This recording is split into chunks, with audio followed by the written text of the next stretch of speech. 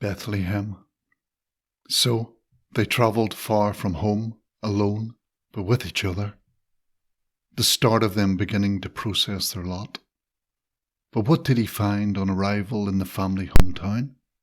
Distancing, social stigma, closed doors when they saw her, leaving him standing outside, then looking for a last minute in, with no rooms at, all taken.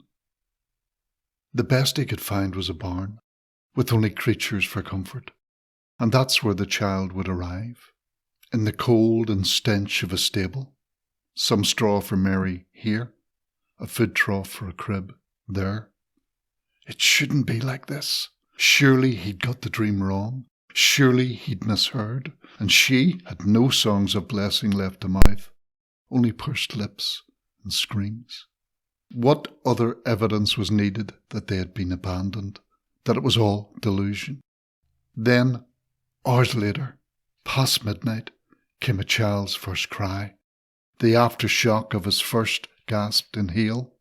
Flung into the cold, the soon-to-be swaddled child with his alien, brown-wet puppy eyes, burdened by an eon's hopes and fears, but bringing only the shelter of stories. His eyes, Joseph thought, something in the eyes of this child entrusted to his care. His hands, Mary thought, something about his hands, so strong, grabbing hers, holding on for dear life. A babe born to the obscure and the pure. The reversal, the Magnificat, had begun to take shape, not before cheering crowds, but in the stench of a stable, reversing the status of the haves and have-nots. Those without were now those lost in their temples, palaces, bordellos, or boardrooms, the mighty men of trade who had forgotten mercy, while the haves stood lost in wonder.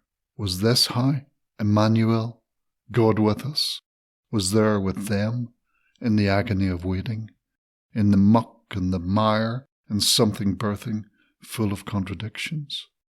And dare we think he might also be with us, even in the mess?